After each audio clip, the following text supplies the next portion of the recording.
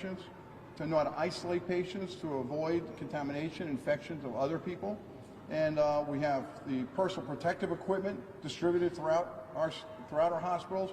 And we're lucky to be part of a national system. Trinity Health nationally has 94 hospitals in 22 states. And every week we get a conference call to talk about all the equipment we have throughout the country if it had to be redistributed.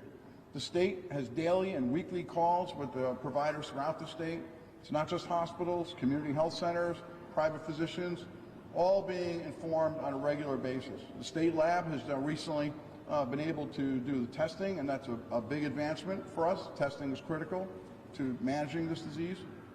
And I think today, if I could just sum up, and I'll pass now the baton to Dr. Ibrahim, I think today's about the communities coming together to address the public needs and concerns. And when I say communities, I don't just mean hospitals. Hospitals, health systems throughout this region, federally qualified health centers, community health centers, private physicians' offices, the state agencies, federal agencies, all coming together to protect the public. That's what we're here for.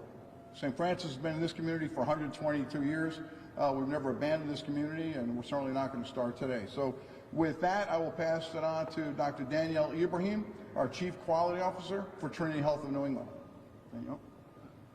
Thank you, John. Good morning, Mr. Governor and the team. Good morning, the leadership here, Dr. Odison, the leadership team. Good morning, everyone. I'm here representing our regional leadership on behalf of Dr. Reggie Eady, Dr. Hussein, and also Lisa Zapatka and the entire regional team.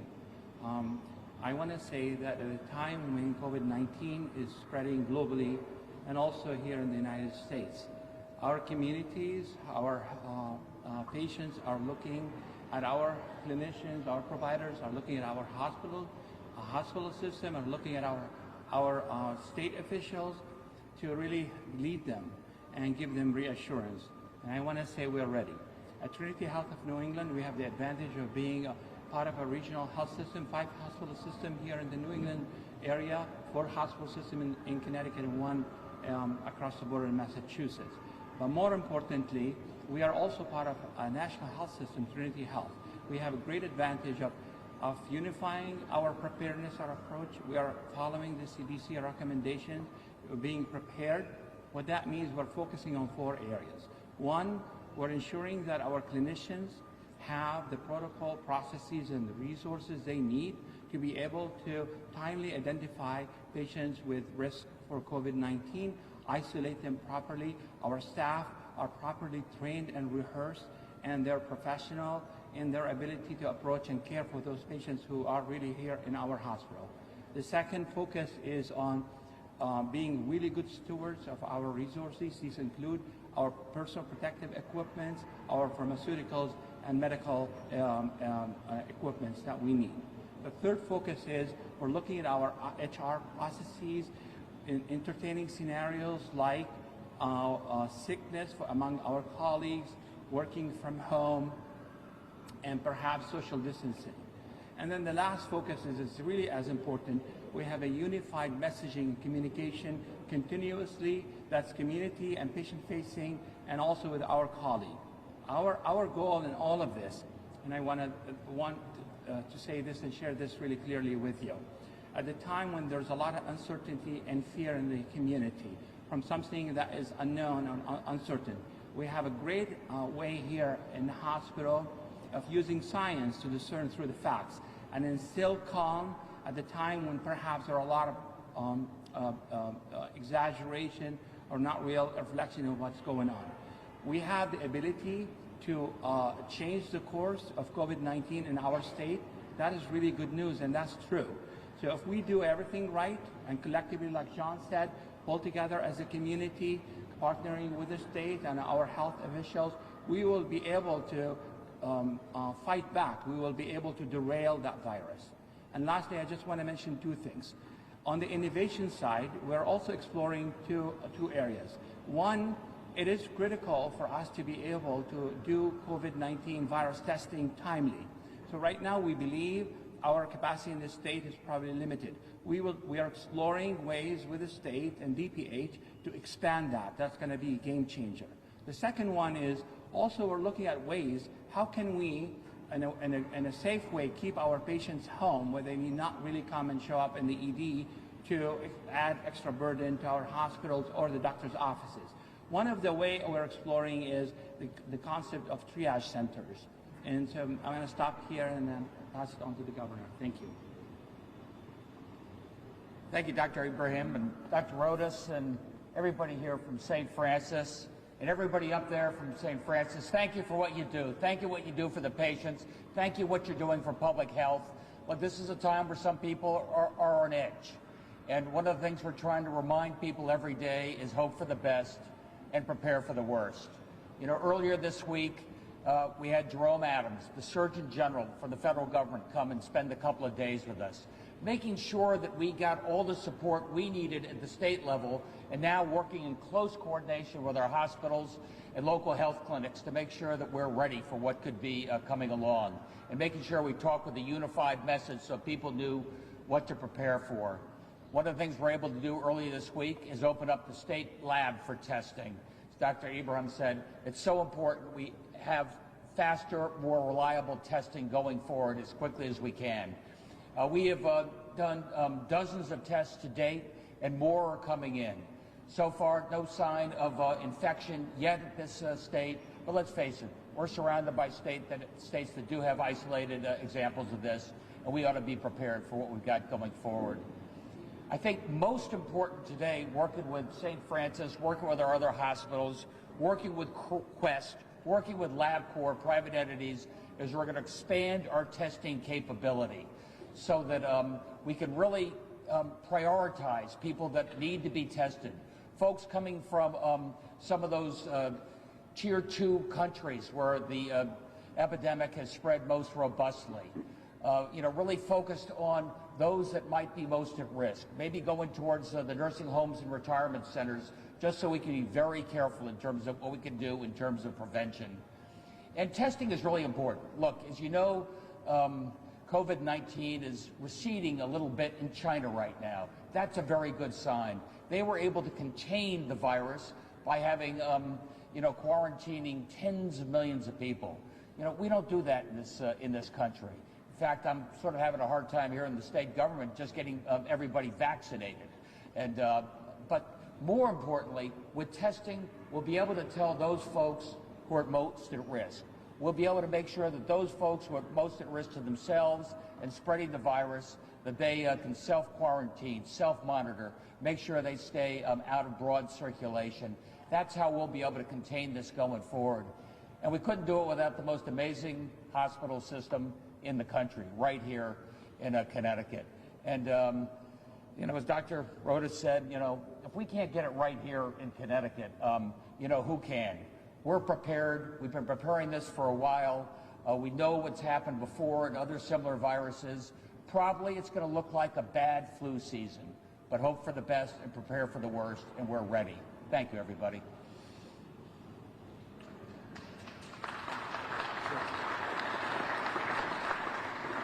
Thank you, Governor. Is the mayor here? Yeah, we can. Could someone elaborate on the triage center, the triage center concept? I think that was also what you were doing. Yes, we were talking. The idea, the concept of triage centers, and maybe I'll pass it to Dr. Ibrahim, and Dr. Wolf can talk about actually what happens in real time right now in hospitals throughout the state, throughout the country. But the concept is a place where people with a fever and a cough and shortness of breath can go to be screened and evaluated, and also isolated from everyone else while they're being assessed, putting a mask on so they don't infect other people around them while they're tested, assayed to see if they go from people of concern to culture them and find out if they're indeed infected. And if they are, and they're sick, of course, then they need to go into hospitals. So the point is to have locations throughout the state, as we do now in the 30 hospitals we have throughout the state, that they can be tested. But the idea is here, keeping them maybe out of the hospitals, out of the emergency departments, out more in isolated areas. So, I mean, other countries have done this. It was done in China, it's been done in Australia, it was done in Canada. It's everything from, could be tents, it could be offices, Again, this is very preliminary, so we're just looking. We're happy to work with the rest of the state agencies and other healthcare systems to develop such a system. I think the testing, as the governor said, is really critical and essential, so you don't have to wait a long time to get a result. So I'll let Dr. Ibrahim maybe answer some more questions, and then maybe Dr. Wolf can just talk about the process now as it's currently done, which would be the same process at any triage center. I know you want to. Yeah, sure. Well, thank you, Dr. Otis. You did a great job in summarizing the concept. So this is not new. So in past epidemics or pandemics, including the SARS, and if you look across the globe, the idea of establishing what we call a zone. So ideally, we would like to keep our hospital, for the most part, a cold zone. What I mean by that is we would like to minimize the entry of folks who are really here coming to the hospital unless they really need to. And so you establish a zone, what we call it now a triage center. And that's really what's happening across the globe, including China and other countries. So you establish, let's say Dr. Rose mentioned the concept of a tent in association with a health system like Trinity Health of New England. And that's just a concept. So whereby, you can receive patients, triage, so that space will be resourced properly with experts. You are able to screen them. And then at that point, for the majority, if we do a really good job, for the majority of folks who show up will likely go home. And so, but the critical piece here is having the availability of testing and the turnaround to be really timely to do this really properly. This is a concept. It's for us in the state, it will be an innovation. This cannot be done by one hospital system. This really is an initiative that should be, in my opinion, our opinion, led by the state, pulling all our health system and partners and public health agency and community agencies together collectively to be able to do it. At this point, so it's kind of monitored, take care of in a kind of normal fashion. We're working very closely with the Department of Health. I know the state is looking to make sure supplies are available, so I had a conversation this morning with Senator Zucker, who's provided contact information with the state so that if we need sanitizers and other things, we'll be able to get a hold of those materials. The Department of Health is working to get the travel histories of all the individuals, where they were, how they came back here, and what they've been doing since they've been back here. And they're going to follow up and monitor those individuals and also look at where they've had contacts in the community. Our commitment is to ensure the safety of all the county residents and all the people who come to the county to either visit or work. We are an important place. We bring a lot of people in and out of the county. We want everybody to know, whether you live here, whether you work here, or you're visiting here, that we're committed to everybody's safety. And I wanted people to know that the risk to the general public is still very low. The guidance that we're giving people is stay away from people who are sick. And if you're sick, stay home from work or school. Don't expose people, and if you know somebody's sick, take precautions against overexposing yourself. Do not travel if you're sick. Obviously, this complicates things because if you're traveling, you have the potential to have contact with a lot more people, and it becomes even more difficult to figure out who you had contact with the more you travel. So if you're sick, please do not travel. Wash your hands often with soap and hot water, and if you don't have another sanitizer available, use an alcohol-based sanitizer, which can also work. Cover your mouth and nose with tissue or your sleeve if you're coughing or sneezing. And those are just basically the precautions. So we're going to make sure you stay well informed. We will pass on information as soon as the information becomes public to us. We want people to know what we know, because the best way to ensure people's confidence in what we're doing is that the information that we have is put out to the public as quickly as we can make it possible. I want people to visit our website, montgomerycountymd.gov coronavirus, and to sign up for the public health and environmental alerts under Alert Montgomery, so we can make sure that we proactively can reach out to you. I understand that people are anxious. I've had calls from friends and also just from constituents who are texting and emailing me, and asking what to do, and I'm giving the same advice to my friends and people who've emailed me as I'm suggesting today. What we know is what we know, and the precautions are pretty straightforward. We believe that life does not need to be radically altered, but we certainly have to have a higher level of awareness in what we're doing and what's going on around us. And so I would just say take reasonable precautions, be aware of your own health. Don't take chances in exposing yourself, and don't take chances if you get a cold in exposing others. And with that, I will turn it back to Barry, or turn it over to Mr. Katz. Thank you. Thank you. Good morning. My name is Sidney Katz, and I'm the president of the Montgomery County Council. And my colleagues and I want all of you to know how pleased we are and how fortunate we are to have Dr. Travis Gales as their public health and public safety administrator. The public health and public safety teams have been working so diligently during this evolving public health issue, as well as their partners at the state and federal level. We are all working together. We are communicating, and we want to tell everyone how pleased we are that that is what is happening. We're certainly concerned. Our public health and safety providers have been consistently preparing and training for this type of situation at both the county and the state level. We have the utmost confidence in our testing protocols and mitigation strategies. In addition, the county's emergency management team has plans in place in the event that the virus impacts additional members of our community. We want to make it clear that this is not a crisis. Community members should not panic, but instead prepare as you would for any event that may keep you at home. This means doing things like making sure all your medications are up to date, having non-perishable food items in the home, and making contingency plans in case you or a loved one needs to work from home. We ask all of our residents to stay informed and to contact your health care provider. If you have traveled internationally and have a fever, cough, or shortness of breath, individuals can also contact 311 for assistance. And we all want to stress, and we're about to hear from from literally our expert in Montgomery County, Dr. Travis Gales, but we want everyone to know that they have been working on this, they have thought this through, and they're going to keep our community safe. Thank you very much. Good morning, everyone. Before we delve into specifics about the cases that have been mentioned and the governor announced last night, I'd like to speak to the folks at home watching on TV, because I feel like as part of the conversation that we've been having, we've been talking a lot about numbers, we've been talking a lot about viruses and all those kinds of things, but we haven't really created space to talk about it and address the fears and anxiety that folks have.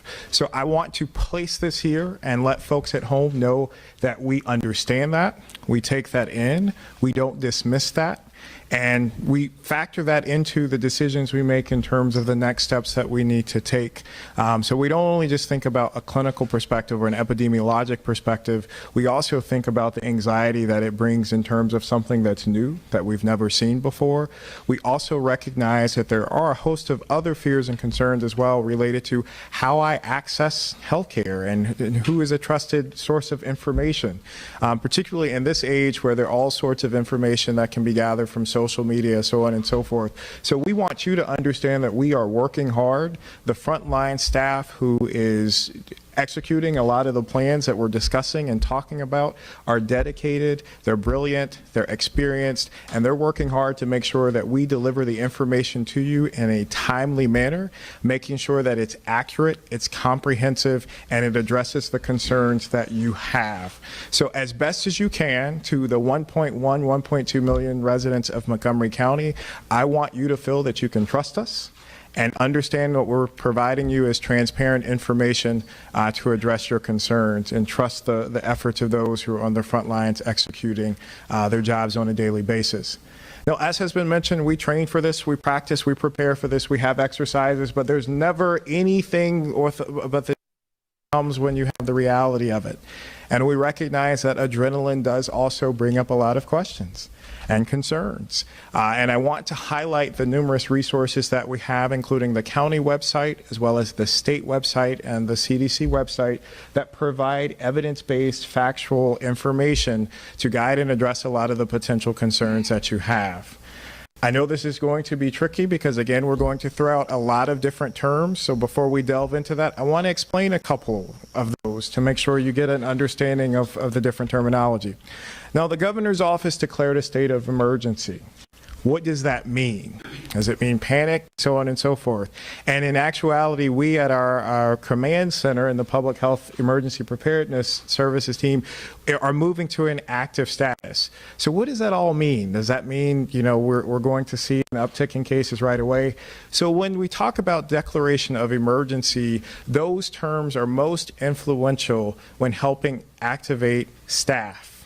So making sure we have adequate staff to staff all of our centers on a 24/7 basis. So when you're calling in our call centers, making sure there's someone there who's trained and knowledgeable to be able to give you the right answer. We recognize that we have some work and are working on addressing the ability to make sure all of those capabilities are accessible by language, different languages, to address those concerns. So we're working on that and making sure that that is available and up and running fully. And so that has to do, when talking emergency, that has to do with mobilizing staff, being able to mobilize funds to be able to pay for all of these different resources. So that's what that term is focused on. And when I talk about us moving to active status, it has to do with we're staffing up to be able to make sure that we are able to meet the needs of the community and address your concerns, and hopefully take a more proactive stance in terms of preventing potential cases, new cases in the future. So a couple of other terms I want to throw out is we're going to talk about incubation periods. So when you've heard it related to COVID-19, we're not talking about coronavirus anymore. We're talking about the specific name of it as COVID-19, because as some of you know, coronavirus refers to a whole family of different viruses, including the common cold. And so within that, there's a full spectrum of severity of illness within this family. So as it specifically relates to COVID-19, we have seen COVID-19 hit a lot of different countries, and the number of countries affected are increasing, and we're getting updates on a daily basis. And we've seen a number of cases pop up in the United States. When we've seen those cases, there are some differences within that, and I want to make sure that everybody understands. There's differences in terms of how they're transmitted. So, as the cases are here in Montgomery County, which I'll talk about in a few seconds, those 3 cases are travel related.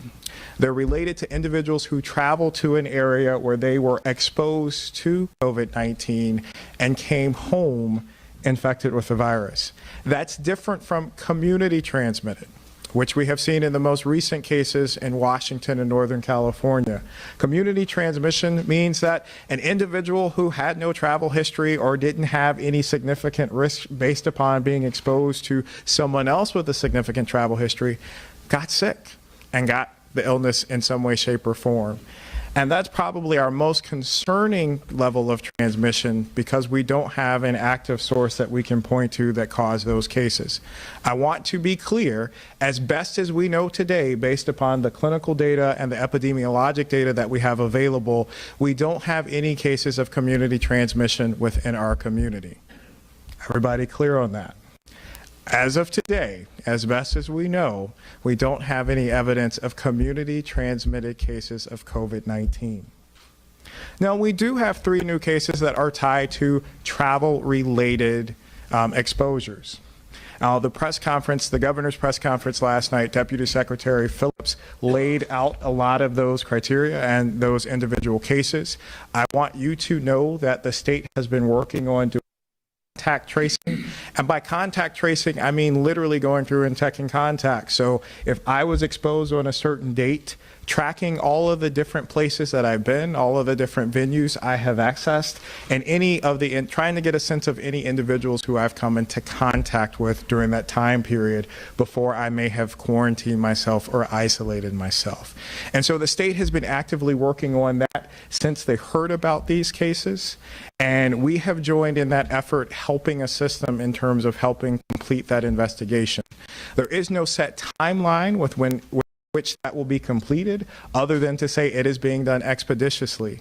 And as part of that, other contacts may be deemed high risk and require testing and follow-up. And there is the potential that we may see other cases tied to these index cases within our jurisdiction.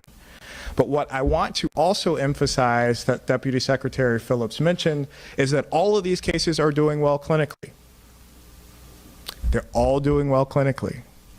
Everybody get that? They're all doing well clinically, okay? And so that suggests that the severity of the illness, that even if it's here, remains in a mild to moderate category. And for some of you who may have been at our briefing on Tuesday, we know some of the information has changed because the world is rapidly changing around us as it relates to COVID-19.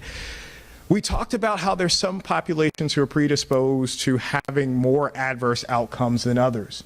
We recognize that individuals who have a host of chronic conditions or acute health conditions that may predispose them to poorer health status, our elderly population and individuals who have concerns about their immune systems may be more susceptible to developing a more severe form of the illness. But again, I want to repeat what I said a couple of phrases ago. The 3 cases involved here are doing well clinically and for the most part have their symptoms have abated.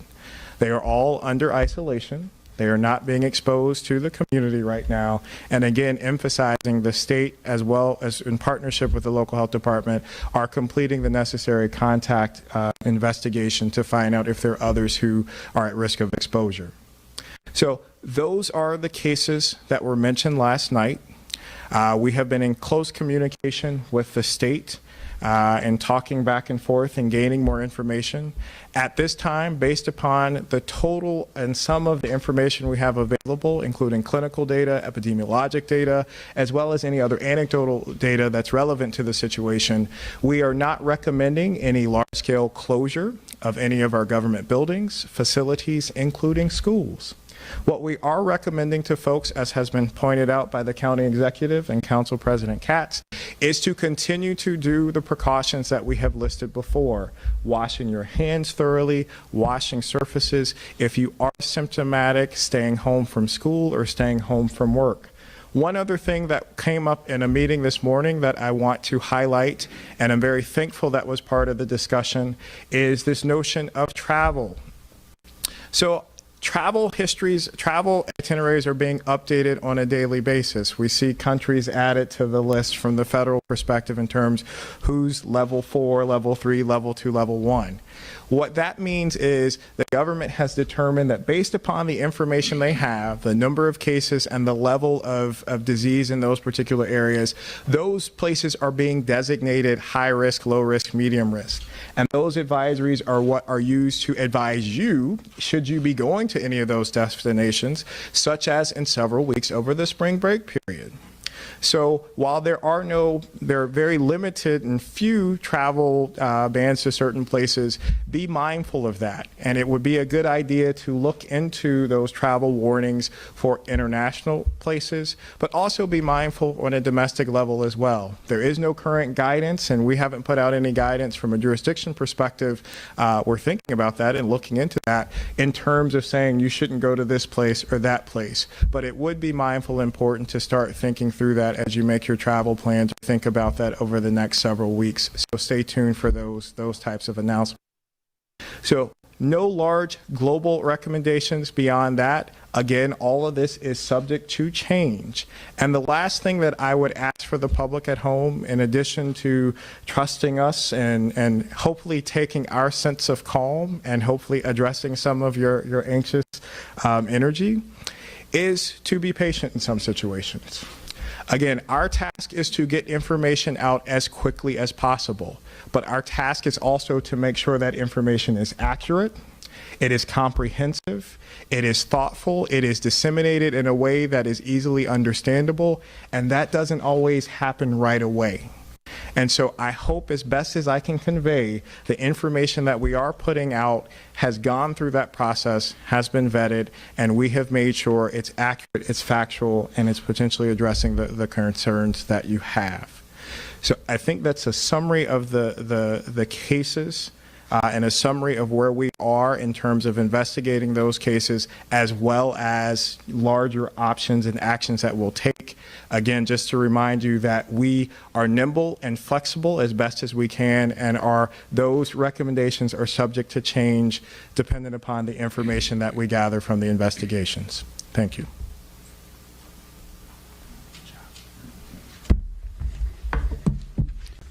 Good morning. My name is Dr. Earl Stoddard. I am the county's Director of Emergency Management and Homeland Security. I want to thank Dr. Gales for a wonderful overview of the current situation. I do want to highlight a few things that the county is actually doing actively to prepare for and respond to this particular event. And I should start from a little bit of history. We've been preparing for potential public health emergencies for a very, very long time in Montgomery County. We have a very dedicated public health emergency preparedness and response team within our Department of Health and Human Services. We also have a very robust emergency management team and emergency management group. And when I say emergency management group, that is actually defined as the entirety of our collaborating and supporting partners, both within county government and external partners like our hospitals, our nonprofits, and others.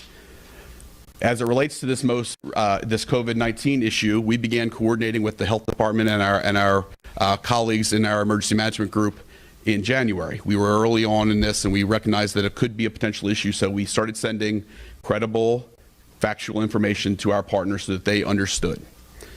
Beginning last week, we recognized that there was a clear escalation in what was happening both internationally and within the United States. And so we began a series of actions that were targeted towards increased collaboration and cooperation between our emergency management group partners and our local Department of Health and Human Services.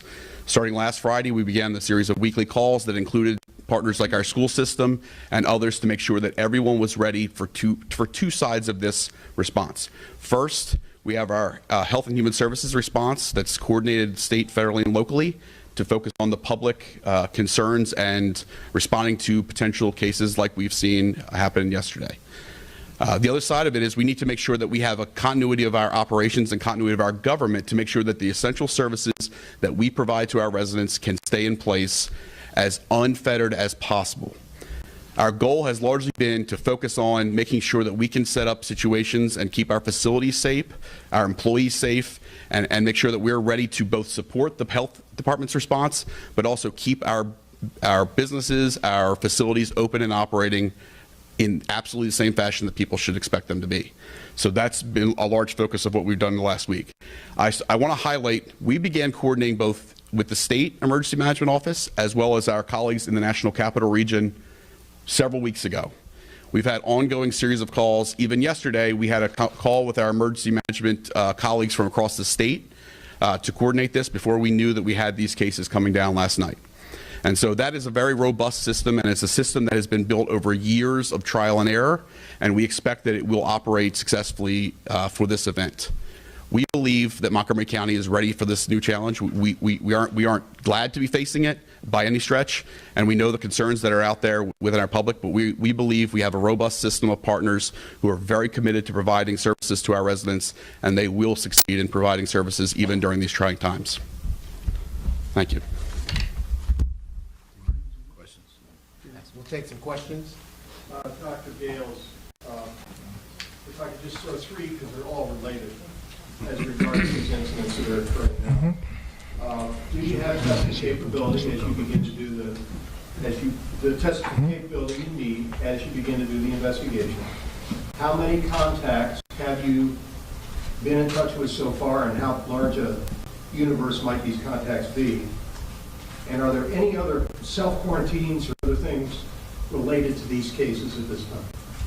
Sure. So the first question in terms of testing capability, that has been something that lots of departments have been asking, not only for those jurisdictions with positive cases, but general perspective.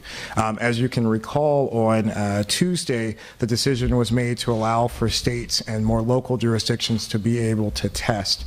So in terms of testing, there's two concepts. There's collecting of the specimen, and then there's where the tests are actually analyzed. So we are able, in a local jurisdiction, to be able to collect specimen, but the tests are sent to the state lab in Baltimore, where they are analyzed.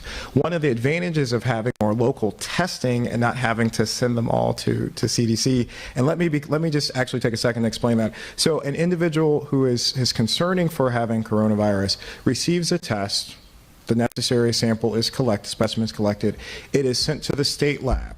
The state lab does a first level of analysis. That analysis comes back positive. The individual is considered a presumptive positive based upon that test result. It is then sent to CDC for confirmatory tests, but we're treating presumptive positives as positives. The old system, they were just sent through Baltimore and sent directly to CDC without any analysis in-house. So as you can imagine, being able to do it on a local level cuts down on the window between when a person comes in for that initial test and when they can get the results. So we don't do test analysis on the local level. We don't have that capability. But again, the tests are collected locally and sent to the state lab where that analysis is done there. So as part of, and this bleeds into your second question, the state has coordinated the follow in terms of taking the lead for the contact investigations. And so as a part of that process, they're able to determine if an individual needs to be tested. And so the specimen will be collected either by their staff or we would be directed to do that on a local level, and it would be sent to Baltimore. Now, in terms of the scope of that, I don't have, I can tell you that the investigation is ongoing and they have a pretty good sense of the map and scope of the contacts, but I won't comment on that further since the state is taking the lead on that, other than to say that they've been very quick, they've been very thorough, and we hope to have some more concrete information to either be shared informally or formally over the next 48 hours. Any other self-quarantines based on the investigation of that universe of people? Are there any other quarantines occurring because of that? I think there are a number of folks that are being looked at from a contact perspective, but I don't have the information to confirm whether or not they are in that status. I know that they're looking at everyone carefully who's come into contact to determine their level of risk. Thank you. Dr. Gales, Aisha County, Foxfire. I know we've been confirmed that the 3 people from Montgomery County were on the same international cruise, but did that, if you can answer this, did that cruise come to the Port of Baltimore, or did these patients actually fly back to the area after the cruise? And if they did fly back, I'm not sure if you can tell us which airport they flew into, and can you tell us what countries they headed? Sure, I'll tell you as much as I can share with you. And again, let me preface that by saying, and this gets to the question for the folks at home and this concern about transparency. So I want folks to understand, if there's a question where I may not answer fully to the level, it's not trying to hide any information from you all as the general public. We also have the balance of trying to protect the privacy of the individuals who are impacted and affected by this. And so there are instances where there may seem, you left some details out. We're not hiding anything, because every individual who's a part of the investigative process, who's doing the contact investigation, has access to all of that information that's needed to do that level of work. To your question, I can say that the cruise was not affiliated with Baltimore.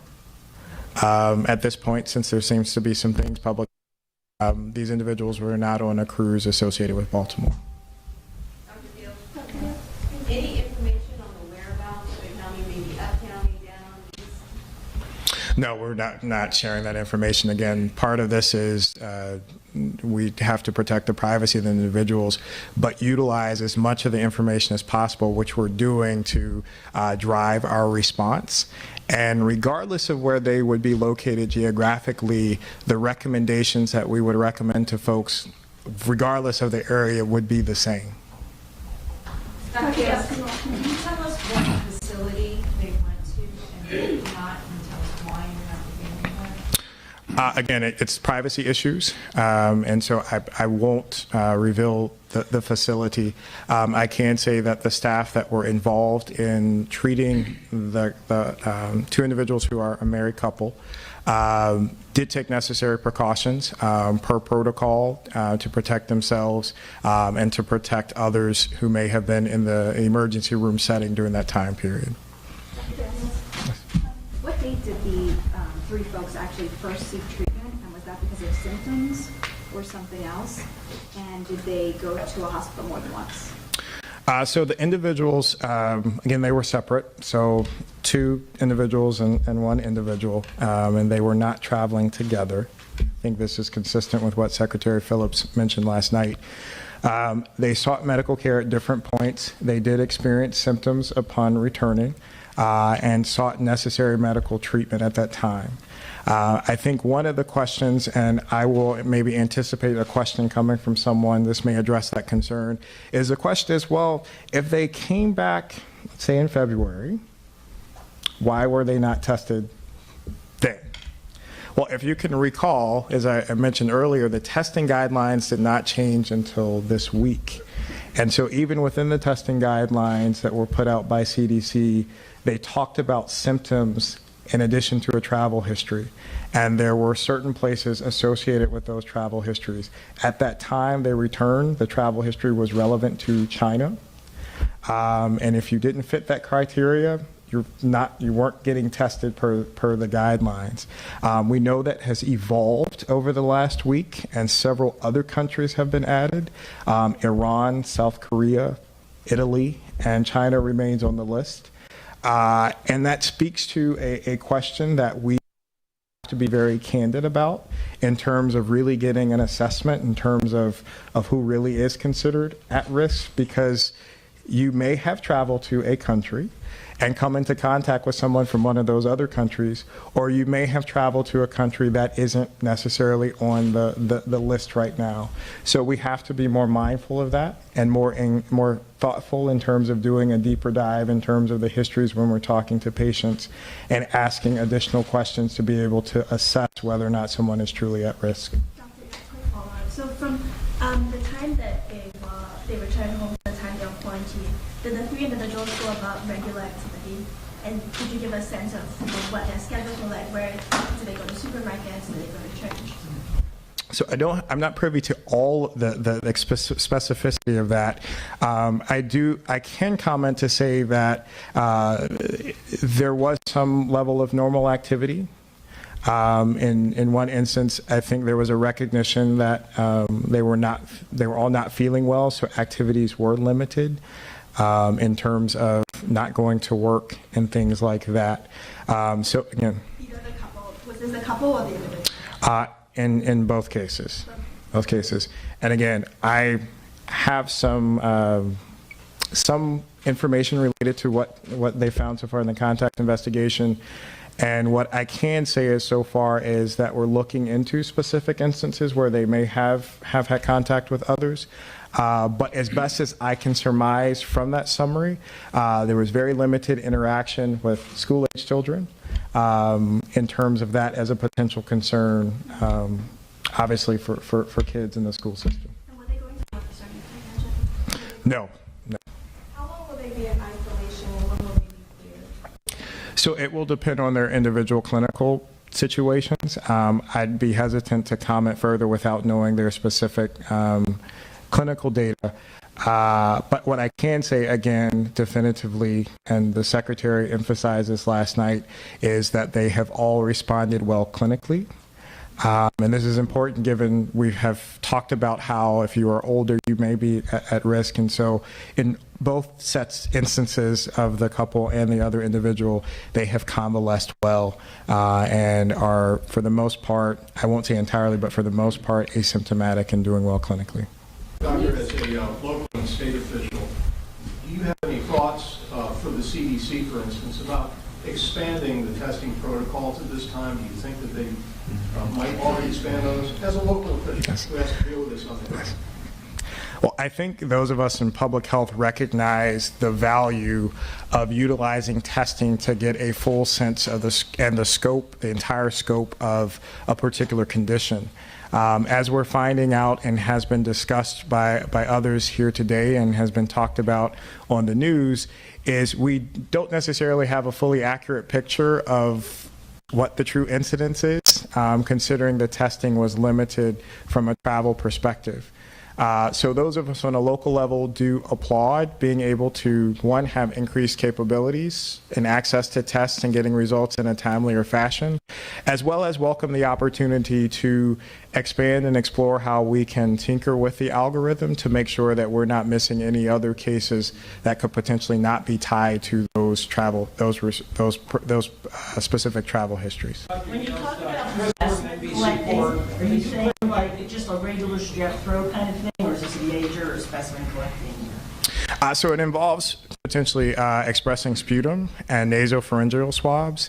And when collecting those, it's best to do those in controlled environments, so with negative pressure rooms, because as you can imagine, if a person is positive for the condition and respiratory spread and you're expressing that into the air, it could potentially get in ventilation. So it's important to make sure that the tests are collected in proper environment. So to the question of being able to test locally, it's not just a question of everybody can go through and get a test. It's making sure that the right precautions are put into place when the specimen is collected to protect the individual and protect other people. Dr. Gales, Christopher from NBC4, you said that these individuals had limited interaction, and then could you clarify, did they have interaction with school-age children, and do you have their whereabouts in terms of if they went to supermarkets, have those places they're contacted disinfected, and that kind of thing? So, to reiterate, the state is leading that process, and they have those specific details. I don't have all of the ins and outs of their itinerary since they returned. My perspective is giving more global updates in terms of kind of summarizing what has been shared with our team. But as best in terms of summary, there was nothing to jump out in terms of suggesting extended or more than minimal at all contact with school-age children. Dr. Gale, can you say anything else about the CDC team on the ground here? How many people are here? What sort of work are they doing? And is it sort of a roving team that does this kind of work? So the CDC has a robust cohort of public health professionals that are staffed anytime there's an outbreak. They have their day jobs, and then if there's an outbreak of a situation, they're dispatched through the medical corps and the public health corps. So we have a concentration of those just by virtue of where we're located, our proximity to NIH and a host of other government entities. So we have a cohort of those here naturally. We don't have any deployed within our local health department at the moment. There are some working at the state level, and that's something that could potentially see an increase in as the days move forward as we find out more information. What is being done to protect the homeless people in Montgomery County? So we have identified a couple of groups that we consider to be highly vulnerable. In addition to those, based upon the conditions, the physiologic conditions that I laid out in terms of age, immune status, those kinds of things. But two other areas where we're prioritizing are our nursing homes and long-term care facilities, because as you see in the state of Washington, there's a cluster outbreak there associated with a long-term care facility, again, based upon the medical condition of most of the residents there. But then the other group are folks who are our homeless population. So we're working very closely as a part of Department of Health and Human Services. We have the services to end and prevent homelessness who work on these issues every day, but we are working with them to provide training for their staff as well as information to shelters and community organizations so that they, one, are aware of the resources on a county level. They're aware of the opportunities for us to be able to step in and assist them, but also providing some of the basic information to their clients to understand what their risks may be, recognizing that they may not be sitting at a TV looking at the press conference or getting an email update. So we've been working on that over the last week to make sure that information is readily available to those organizations, and the End and Prevent Homelessness leadership team has been crafting a continuity of operations plan specifically for their internal group, but also for the external vendors and partners we have in that space. I committed this county executive for letting you speak. Dr. Gales, one question. So from what I understand, three people arrived February 20th, correct? And then they were tested earlier this week on Wednesday. So, and if anyone else is looking at this, it's quite a gap. I mean, I guess what was the process to to have that many days in between before we even knew? We have to do it. Yeah, so it goes back to the testing guidelines, and you know, as again, we're coming in, you know, and getting information secondhand. So I cannot comment on the initial conversations that happened from a federal and state level. So I just want to make sure everybody's clear on that. But I would like to commend the healthcare providers who have been a part of each set of circumstances because they followed the guidelines that they have. So there was not, I want to make sure folks understand there wasn't any negligence or dereliction of duty on their part. They followed the CDC guidelines at that point in determining who was considered to be high risk based upon their particular histories. And so based upon those criteria, they were screened appropriately during that time period. When it was deemed that they could have potentially been in an area where there were cases that popped up, the CDC notified the state and notified these individuals that they were at risk and needed to be followed up. And once that communication happened, they were tested appropriately, and here we are today. Last question. The 3 individuals, do we know at this point whether between the time they arrived home and the time that they were quarantined, did they travel to the District of Virginia? As best as I can tell, I don't believe so, but I do. That's something that, again, I will defer to the state in terms of those details. What I can share with you is that the state, in conducting that information, contacts and talks to other jurisdictions. We've been in contact with the health officers across the state of Maryland, as well as the health officers in the Capital Region, DC, and Northern Virginia. They have been great partners, and as Dr. Stoddard mentioned, we have been working together as a region and as a state for the last month. So we're in constant communication, but the level of, as best as I know, no. But again, I would defer to the state, who has more exhaustive information as a part of that investigation process.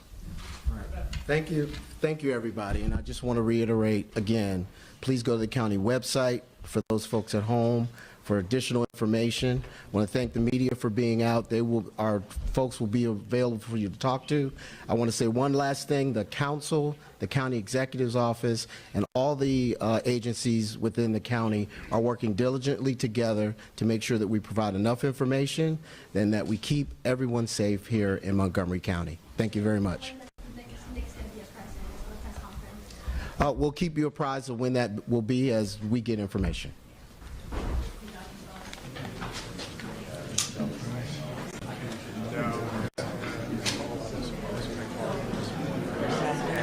Did a good job.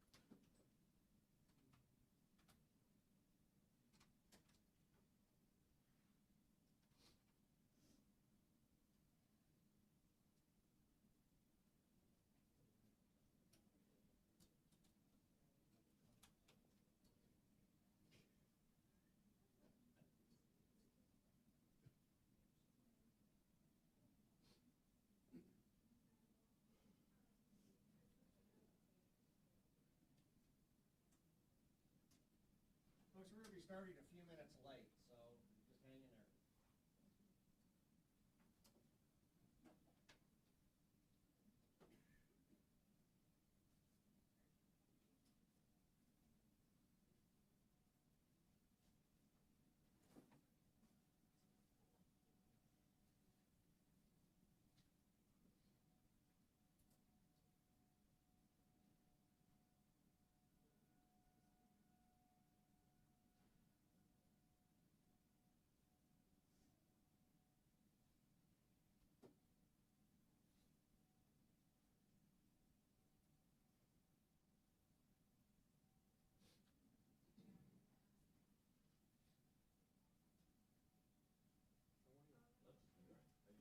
Good to see you again.